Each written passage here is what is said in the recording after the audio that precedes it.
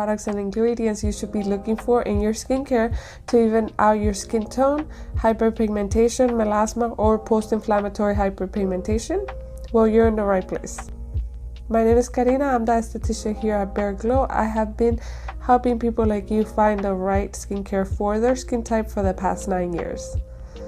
Today I'll be covering what are the best ingredients that you should be looking for in your skincare to lighten and even out your skin tone, minimize hyperpigmentation or eliminate hyperpigmentation, melasma, and post-inflammatory hyperpigmentation. So what is pigmentation? The body naturally produces melanin to protect itself. When we develop hyperpigmentation, it's going to be because of an overproduction of pigment or a trauma that happened to the skin, or just an uneven distribution of the pigment in the skin. So for us to lighten these pigments, we have to focus on 3 things. First, we have to minimize the pigment that is already there, minimize the release of new pigment, and protect the skin from the sun to prevent the melanin from being released, also preventing trauma to the skin through picking or any treatments that are going to irritate the skin or overheat the skin. This is going to release more pigment.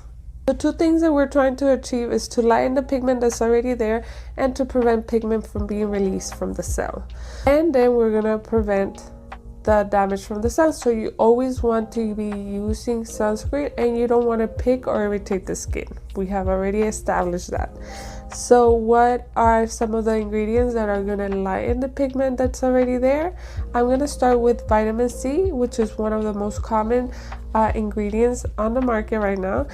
And vitamin C, I have covered a little bit about vitamin C in this video right here, so you can go ahead and check that out after this video if you want to understand vitamin C a little bit better.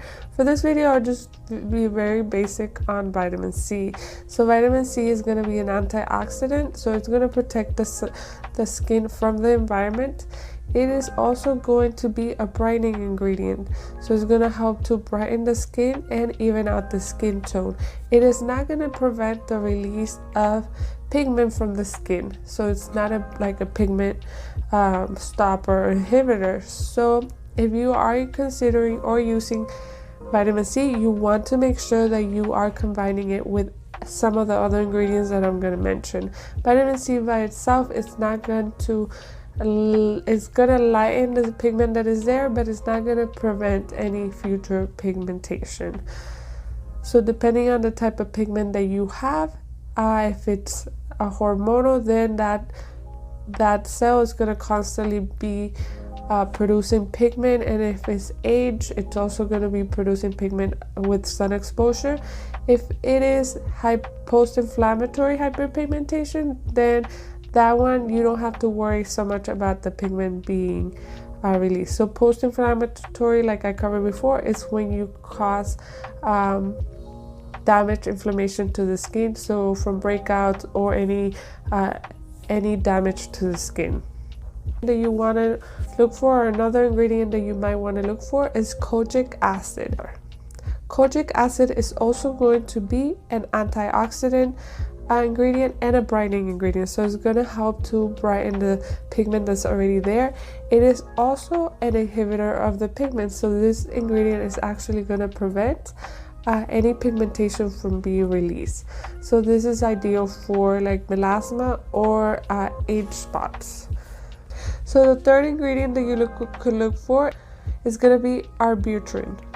So Arbutin is going to come from the bearberry and wheat, and it's also an antioxidant. It is going to be a lightening, bleaching effect. So this one's going to give you a lot more lightening than the previous 2 that I had mentioned, and it's also going to prevent pigment from being released. So this is actually a really good ingredient that you can look for. It's going to be taken into the skin and then converted into hydroquinone.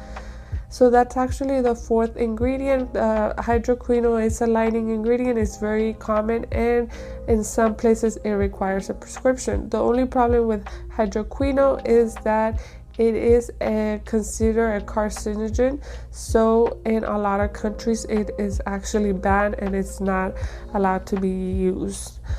So you do want to be more careful with hydroquinone. It is not a long-term ingredient that you want to use for a long time.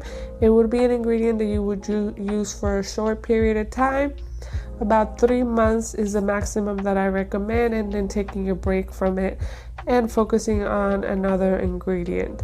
Okay, so the following ingredients that I am going to mention are not going to prevent the release of the pigment from the cell, but they are going to help exfoliate the pigment that's already on our skin.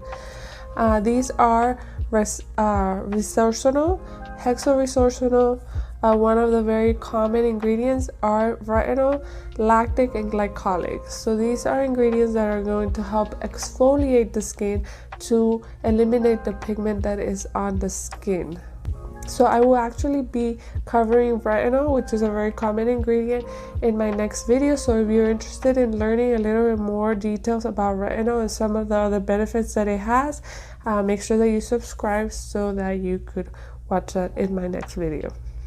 So as I have mentioned before, we already covered ingredients that are going to lighten the pigment on the surface, prevent the pigment from being released, and you have to always remember that you want to use sunscreen to protect yourself from the sun and from those pigments to getting darker. So some of the other things that you might want to consider to lighten pigmentation are going to be professional treatments. One of the best treatments for hyperpigmentation is going to be chemical peels. You do want to be very gentle with chemical peels because you do not want to stimulate or overheat the skin. So when working with chemical peels, always work with a professional if you're struggling with hyperpigmentation, and make sure that you're building your skin up to the treatment before. So you could build the skin up using exfoliating ingredients at home, and also getting a microdermabrasion prior to prep the skin, and then you could go into a chemical peel. That would be the safest way for you to achieve even skin tone. In the description below, you'll be able to find some of the products that I recommend that contain these ingredients, and I will list the ingredients that are in that actual product. And you could find other links to where you could find me on other of my social media, where I cover on a regular basis skin. If you have any questions, please make sure that you leave them in the comment below. Until next time, make sure you're taking care of your skin today so that your future self can thank you.